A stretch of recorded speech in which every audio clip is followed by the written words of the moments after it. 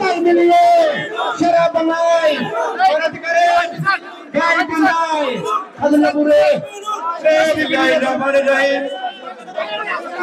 গাইবান্ধা জেলার আজকে ফজলুল্লাহপুর উপজেলা গণ অধিকার পরিষদ কর্তৃক আয়োজিত আজকে গণ অধিকার পরিষদ গাইবান্ধা 3 ফজলুল্লাহপুর পলাশবাড়ি গণ অধিকার পরিষদের চাক মার্কায় মনোনীত প্রার্থী জনাব সুরুজ্জামান সরকারের আজকের এই গণসমাবেশে উপস্থিত সকল নেতৃবৃন্দ, সাধারণ মানুষ, সাংবাদিক ভাই ও বোনেরা, সবাইকে আমার সালাম এবং শুভেচ্ছা জানাচ্ছি। আসসালামু আলাইকুম।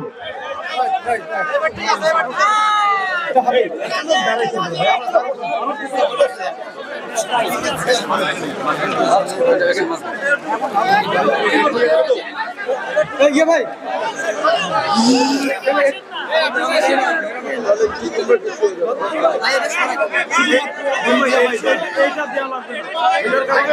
ভাই ডেস্কটা বাদ দিতে বলতিছে সবাই, এটা ডেস্কটা বাদ দেই। আচ্ছা ওকে ভাই, আপনি এখানে ঠিক আছে ঠিক আছে আমাকে দেন এই সুরজ ভাই, এই আমার সামনে দাঁড়া, ভাই পাশে দাঁড়া, এই সুরজ ভাই আসেন। ঠিক আছে পিছন, এই সবাই পিছন, পিছন সবাই সবাই পিছন, এই দিক থেকে পিছন সবাই, লাইন নাই লোকগুলো দেখেন ভাই, সবাই পিছন পিছন সবাই,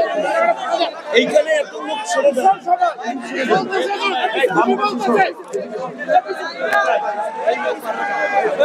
শুরু ভাই একটু শুরু ভাই গান বসে ভাই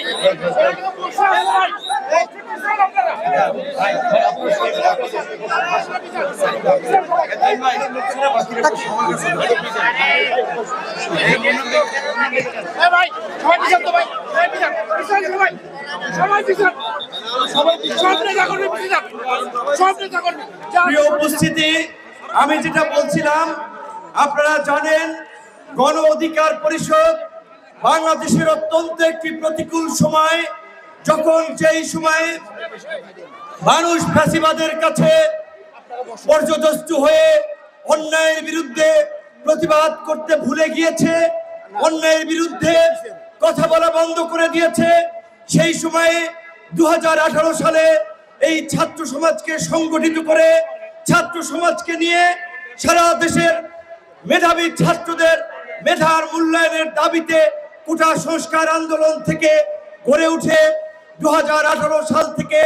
এই 24-এর গণ অভ্যুত্থান পর্যন্ত এই পথ চলায় গণ অধিকার পরিষদের সারা দেশের ছাত্র যুবক তরুণরা গণমানুষের অধিকারের পক্ষে কথা বলতে গিয়ে হামলার শিকার হয়েছে, মামলার শিকার হয়েছে, নিগৃহীত হয়েছে, কিন্তু কথা বলা বন্ধ করে নাই। তাই আমরা আজকে